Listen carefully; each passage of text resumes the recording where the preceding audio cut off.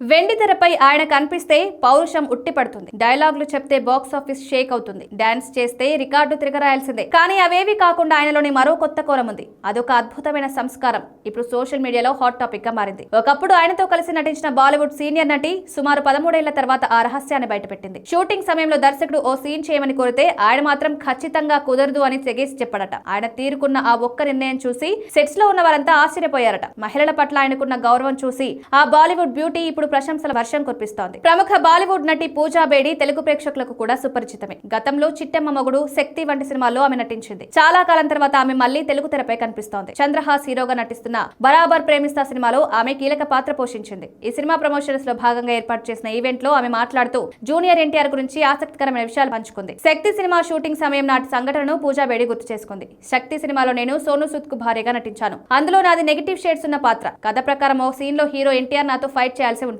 కానీ ఆ సీన్ చేయడానికి జూనియర్ ఎన్టీఆర్ ఏమాత్రం ఒప్పుకోలేదు. ఆడవారితో నేను ఫైట్ చేయాలని నిరాకరించారు. సినిమా కోసం అయినా ఒక మహిళపై చేయెత్తడం నాకు ఇష్టం లేదని చెప్పారట. ప్రపంచంలో ఇలాంటి విలువలు పాటించే వ్యక్తులు చాలా అరుదుగా ఉంటారని ఆమె ప్రశంసించింది. హీరోయిన్లతో నెగిటివ్ పాత్రలు చేసే మహిళలతో హీరోలు ఫైట్ చేయడం సహజమే. కానీ ఎన్టీఆర్ మాత్రం మొదటి నుంచి మహిళలకిచ్చే గౌరవం విషయంలో ఎక్కడా తగ్గరు. తన సినిమాల్లో మహిళా పాత్రను కించపరిచేలా ఉండకూడదని ఆయన కోరుకుంటారు. పూజా బేడి చెప్పిన ఈ మాటలు ఇప్పుడు సోషల్ మీడియాలో వైరల్ అవుతున్నాయి. తారక్ అంటే కేవలం ఒక నటుడు మాత్రమే కాదు, ఒక గొప్ప సంస్కారం ఉన్న వ్యక్తి అంటూ కామెంట్స్ చేస్తున్నారు.